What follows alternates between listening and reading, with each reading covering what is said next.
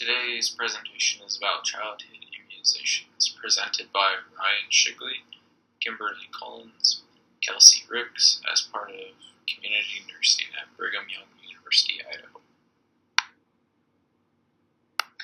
Vaccinations are considered to be one of the greatest public health achievements of the 20th century. Illnesses such as smallpox, polio, measles, rubella, and many others once affected thousands of people each year. With the development of new vaccines, these diseases have been controlled and some even eradicated from the United States. These illnesses can still pose serious risks if individuals are not immunized against them. What are vaccines? This YouTube video shows a brief description.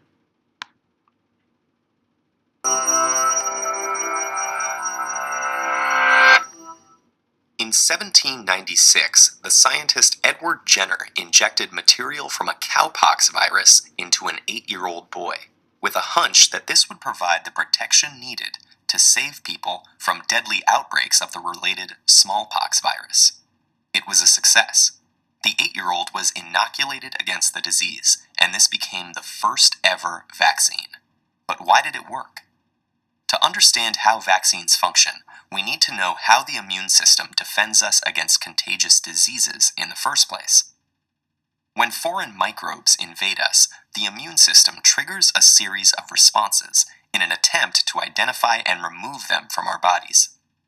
The signs that this immune response is working are the coughing, sneezing, inflammation, and fever we experience, which work to trap, deter, and rid the body of threatening things like bacteria. These innate immune responses also trigger our second line of defense, called adaptive immunity. Special cells called B cells and T cells are recruited to fight microbes and also record information about them, creating a memory of what the invaders look like and how best to fight them. This know-how becomes handy if the same pathogen invades the body again. But despite this smart response, there's still a risk involved.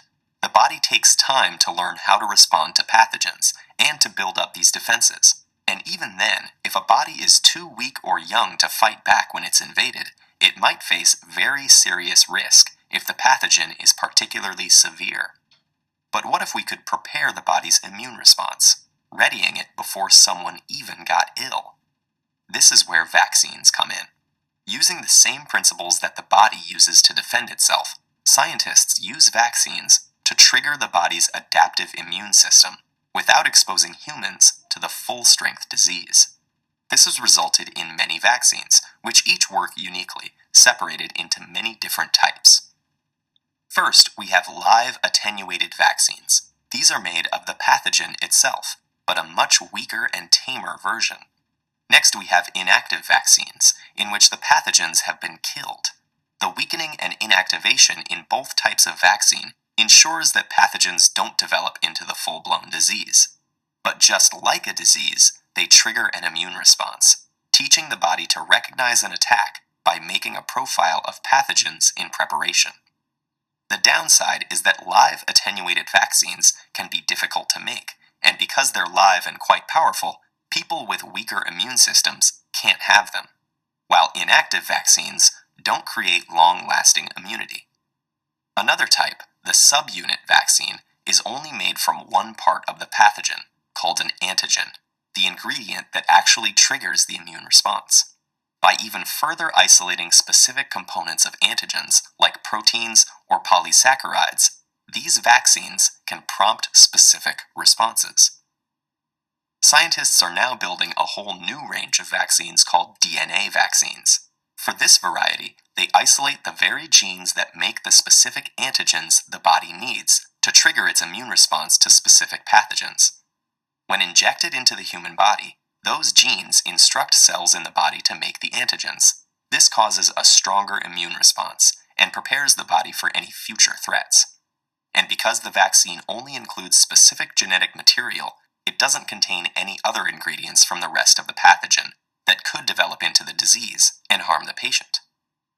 If these vaccines become a success, we might be able to build more effective treatments for invasive pathogens in years to come. just like Edward Jenner's amazing discovery spurred on modern medicine all those decades ago. Continuing the development of vaccines might even allow us to treat diseases like HIV, malaria, or Ebola one day.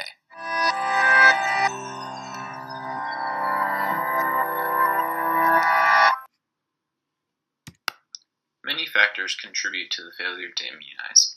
Some parents have opted not to have their children immunized due to reasons such as religious beliefs.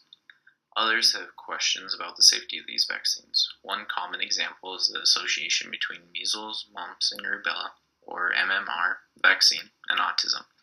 The Institute of Medicine, along with other studies, have shown that the MMR vaccine is not associated with the onset of autism. Vaccines are put through rigorous testing before they are given to the public and continually monitored afterwards to ensure safety. Cost is another contributing factor, with many families lacking in health insurance to pay for the immunizations. These families may qualify for certain programs that provide vaccinations at little or no cost. A lack of knowledge of why and when children should receive these immunizations are additional reasons contributing to the failure to vaccinate. Studies have shown that educational interventions and parental reminders can significantly increase immunization rates. The Healthy People 2020 goals are a framework to improve the health of individuals and communities. The four main goals of this program include 1. The elimination of preventable disease, disability, injury, and premature death. 2. Achievement of health equality. 3. Elimination of health disparities. And 4.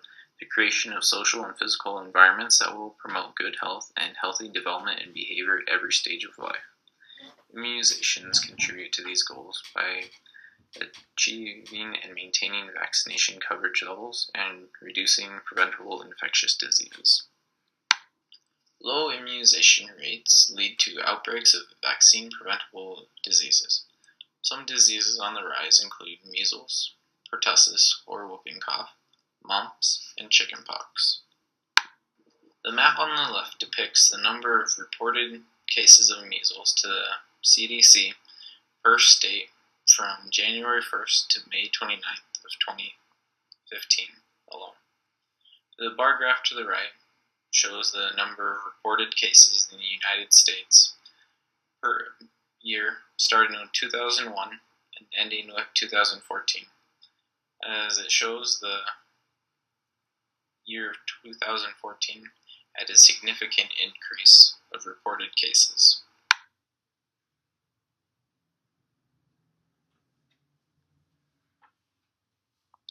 This timeline illustrates the resurgence of vaccine-preventable diseases from 2008 to 2013. If you take a look at the United States, you can see how measles and whooping cough have increased dramatically over this relatively short period of time. This is mainly due because of low immunization rates. So who is at risk? All those that are not immunized are at risk for contracting a vaccine-preventable disease. Children are especially at risk because they have an underdeveloped immune system. Receiving the recommended vaccines at this time is especially important because delaying vaccinations put children at risk for contracting life-threatening illnesses. The vaccination schedule is designed to protect children during this vulnerable time and allow them to develop immunity against harmful diseases. Failure to immunize poses many public health concerns. Because of suboptimal immunization rates, many outbreaks of vaccine-preventable diseases have occurred. One example of this is the increased prevalence of pertussis or whooping cough. You can see from this chart that this disease is especially prevalent among children. The number of cases of pertussis increased 250% from 2000 to 2010, with 7,867 cases reported to the CDC in 2000 and 27,550 reported in 2010. This number increased again dramatically in 2012 with 41,000 cases of pertussis reported. Healthcare experts believe that in order to protect the public from a specific vaccine-preventable disease, greater than 90% of the population must be immunized against it. This is referred to as herd immunity. The herd immunity of a population is strengthened when immunization rates are higher. Immunization rates for children in the United States are around 90% for most vaccinations, but certain areas are at an increased risk because of suboptimal rates. The vaccination rates in some communities do not even reach 80%. This graphic depicts how herd immunity works. The image on the left shows one man that is red or contagious with a vaccine-preventable disease. Within his sphere of influence, 3 of the 4 individuals are not vaccinated and therefore susceptible to the disease that he is carrying. This leads to them becoming sick and contagious and spreading the virus. However, the image on the right shows herd immunity, with everyone within this man's sphere of influence being vaccinated and therefore unsusceptible, and the virus is contained.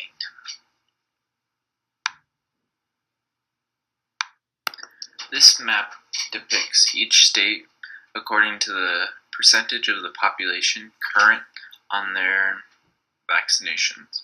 Any red color represents a population percentage not high enough to ensure herd immunity.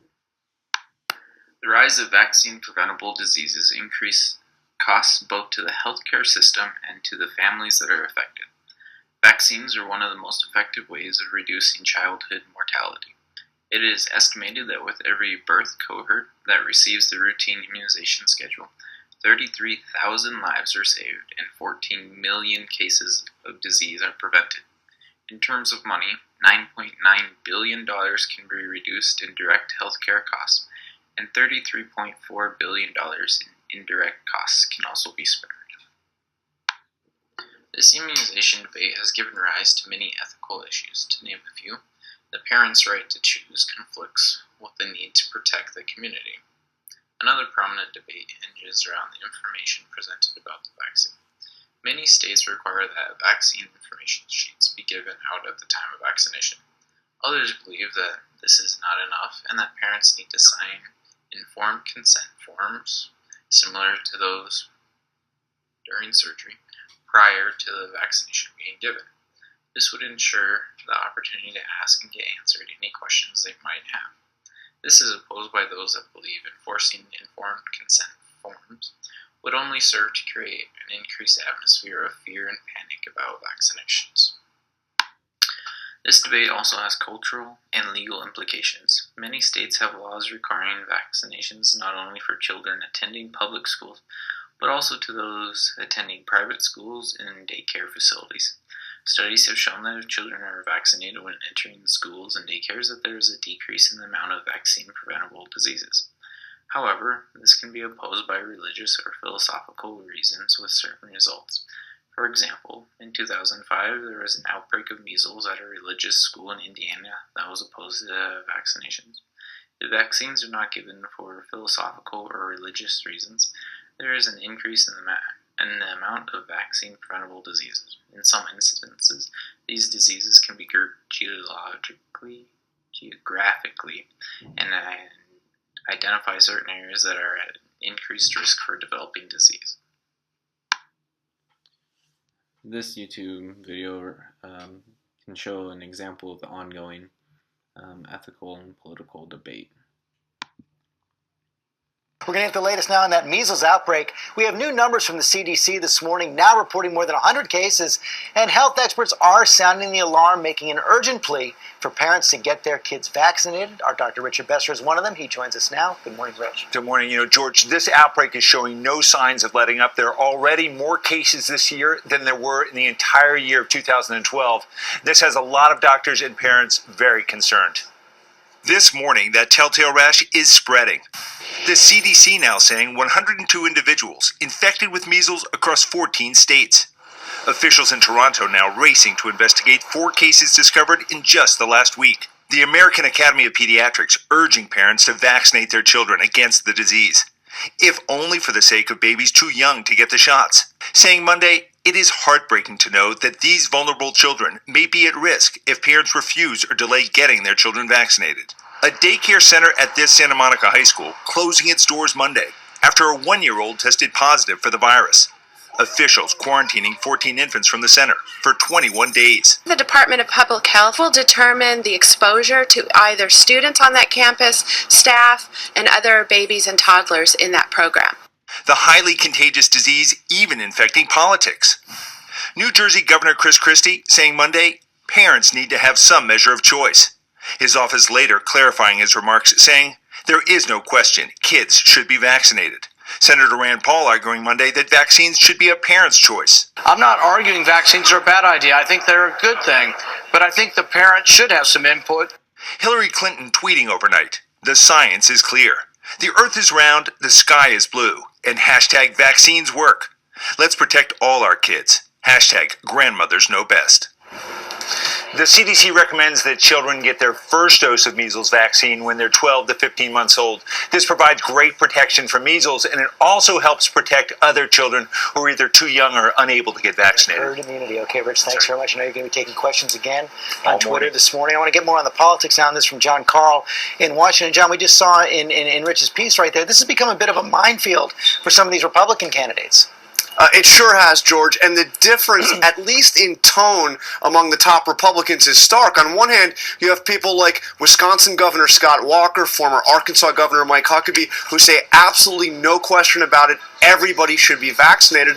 On the other hand, as you heard Dr. Besser report, you have Chris Christie and Rand Paul just yesterday, both talking about how parents should have a choice, although both say the measles vaccine is important, both talking about choice. And Rand Paul went even further yesterday, saying that he's heard of many cases where, quote, children wound up with profound mental disorders after vaccines. As Dr. Besser will tell you, there's just absolutely no scientific evidence to back that up. No, but this thing has some cross-cutting politics too. You've seen pockets of this anti-vaccination sentiment on both the right and the left.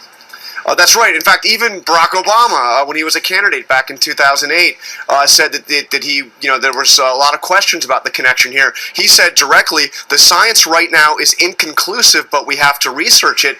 That was Obama back in 2008, although now what the president says is that he has no question, everybody should be vaccinated, there is no danger. Yeah, the only danger is not in getting vaccinated. He was very clear on that on Sunday. Okay, John Carl, thanks very much. Frequently asked questions. Are vaccines safe?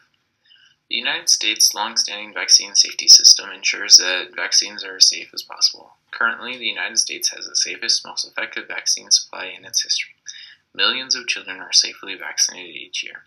Each vaccine is rigorously tested for safety and effectiveness. Once it is approved by the FDA, it can be added to the immunization schedule. Each vaccine is continually monitored closely by the CDC and FDA to ensure safety and identify any risks that may be associated with the vaccine. What are the side effects of the vaccines? How do I treat them? Vaccines, like any medication, may cause some side effects. Most of these side effects are very minor, like soreness where the shot was given, fuzziness, or a low-grade fever. These side effects typically only last a couple of days and are treatable. For example, you can apply a clean, cool, wet washcloth on the sore area to ease discomfort. Serious reactions are very rare. However, if your child experiences any reactions that concern you, call the doctor's office. While many parents are worried that their child will experience a serious reaction to a vaccine, this picture illustrates the likelihood of a child actually experiencing a severe reaction. For example, it is 100 times more likely that your child will be struck by lightning than experience a severe reaction to any vaccine. Can vaccines overload my baby's immune system? Vaccines do not overload the immune system. Every day, a healthy baby's immune system successfully fights off millions of germs. Antigens are parts of germs that cause the body's immune system to go to work. The antigen in vaccines come from the germs themselves, but the germs are weakened or killed so they cannot cause the serious illness. Even if they receive several vaccinations in one day, vaccines contain only a tiny fraction of the antigens that are encountered every day in the environment. These vaccines provide your child with the antibodies they need to fight off the serious illness for which they have been vaccinated. Why are so many doses needed for each vaccine? Getting every recommended dose for each vaccine provides your child with the best protection possible. Depending on the vaccine, more than one dose is needed to build high enough immunity to prevent disease, boost immunity that fades over time, make sure people who did not get immunity from the first dose are protected, or protect against germs that change over time, like the flu or influenza. Every dose of a vaccine is important because they all protect against infectious diseases that are threats today and can be especially serious for infants and very young children. Why do vaccines start so early? The recommended schedule is designed to protect infants and children by providing immunity early in life before they are exposed to life-threatening diseases. What are combination vaccines? Why are they used? Combination vaccines protect your child against more than one disease with a single shot. They reduce the number of shots and office visits your child would need, which not only saves you time and money, but also is easier on your child. Some common combination vaccines that are currently used are DTaP, or diphtheria, tetanus, pertussis, and MMR, or measles, mumps, and rubella. What are the ingredients in vaccines and what do they do? Vaccines contain the antigens of weakened or killed viruses and bacteria that cause the body to develop immunity against specific disease-causing organisms. Vaccines also contain very small amounts of other ingredients, all of which play necessary roles either in making the vaccine or in ensuring that the final product is safe and effective. This graphic depicts the recommended vaccination schedule for children between the ages of 0 and 6 years old. As you can see, there are many vaccines that children must receive in order to be protected from certain diseases. Many parents have questions about what each vaccine protects against and when your child should receive it. Your healthcare provider is a great source of information and can help you with questions you may have. These are a few additional frequently asked questions addressed by a pediatrician from the American Academy of Pediatrics.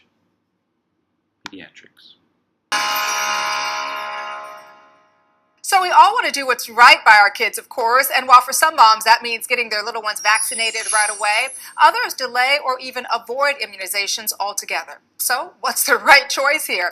We didn't know, which is why as part of our ongoing My Parenting series, we've asked Dr. Ari Brown to join us this morning. Not only is she a spokesperson for the American Academy of Pediatrics, but she's also the author of the books Baby 411 and Toddler 411. Dr. Brown, good morning. Thanks for being here. Thanks for having me. I want to start off with safety because I know a lot of moms worry about mercury and other ingredients in vaccines. Should they be concerned?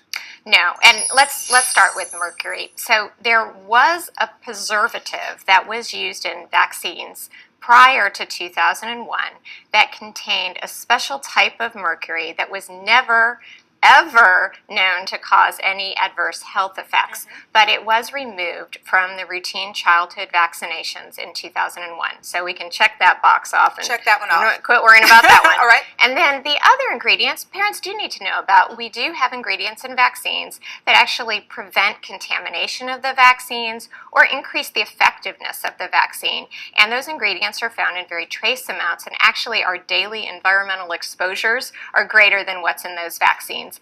You should also know that the World Health Organization and several other medical organizations have looked at these ingredients and have found them to be very safe. So the bottom line is you don't need to worry about all of these things. But I want to ask you about this because when I'm getting my kids vaccinated, I think, okay, I'm getting them immunized against something a disease that's essentially disappeared here in the United States. So why still vaccinate? Right, and that's a great question. And the greatest irony of vaccine success is that parents today are unfamiliar with the diseases, and that's because vaccines have done their job. But what you need to realize is that when less than 90% of people in a community are not vaccinated, that leaves them susceptible to outbreaks. Outbreaks can happen, and we've seen that all over the United States, but particularly in California. You can just look at 2008, there was a measles outbreak that caused hospitalizations, and in 2010, there was a whooping cough outbreak, and actually babies died. So these diseases are very real, and I can tell you as a pediatrician, I've taken care of children who have suffered from these diseases, and I've taken care of children who have died. These are real diseases and not diseases you want your kids to have. So when is the right time then to start vaccinating your child? Well, the important thing to know is that you want to do it as soon as it's safe and effective to do so. So, for instance, the hepatitis B shot can be given to newborns shortly after birth, and then other shots we start doing at 2 months. And the key to remember is that our youngest children are the most vulnerable to these diseases, and that's why we want to protect them as soon as possible. So I know that some parents choose to kind of space out the shots, right? They don't want to do everything all at once. Good, bad? Bad. Bad. Bad. And the reason why is that parents seem to think that the risk of vaccines is greater than the risk of the disease. And that's because they're really unaware of the risk of infectious diseases. You can't prevent infectious diseases. You can't control when they're going to show up and be around your child. The best you can do is to protect your child so that if they are exposed, they have that barrier of protection. And so I do recommend that you follow the recommended vaccination series through the American Academy of Pediatrics and the Centers for Disease Control, because that way your children are protected when they should be. A lot of parents are concerned there are too many shots too soon. They want to wait. And, just in our lifetimes, when I was a kid, I didn't get nearly as many shots, and there's so many more now. But the answer is that's good news, right? Because these are serious diseases. In fact, there are 3 different types of bacterial meningitis that we protect against now. And so I'll say to parents, well, which of those do you not want to protect your child from? No, absolutely. You're a parent. You can't help but be a little bit nervous about it. Well, some parents out there are still nervous. And so what would we say to these parents? What would you say to me? The answer is talk to your pediatrician. Yeah. And truthfully, most of us are parents. And so as a pediatrician and as a parent myself, I vaccinated my own kids to protect them. And I wouldn't do anything differently for yours. Well, that is sound advice. And thank you so much for coming by, Ari, and sharing this information with us this morning. Thanks for having me. Good to see you, Doctor. And if you're looking for more information, there are many additional local, state, and national resources that can help answer additional questions about vaccine safety, immunization schedules, and options for those with little or no health insurance. Many local health departments have websites that provide information about locations, services provided, classes offered, and additional immunization information. Many state public health departments have programs that help to promote vaccine compliance within the state. For example, the Colorado Department of Public Health and Environment has the Vaccines for Children program. This program utilizes federal funding to provide low or no-cost immunizations to children that would otherwise go unvaccinated due to insufficient funds. There are also nationally recognized programs or organizations for which information about immunizations can be received. For example, the United States Center for Disease Control and Prevention, or CDC, provides continually updated immunization schedules, as well as information regarding diseases and the availability of vaccines to prevent said diseases. Or the Immunization Action Coalition. The IACE is a nonprofit organization that aims to increase immunization rates through the creation and distribution of educational material, both for healthcare professionals as well as the general public. We'd like to thank you for taking the time to view this presentation and hope that you found the information provided informative and beneficial. We'd also like to ask you to leave any comments or suggestions in the comment box below. Thank you.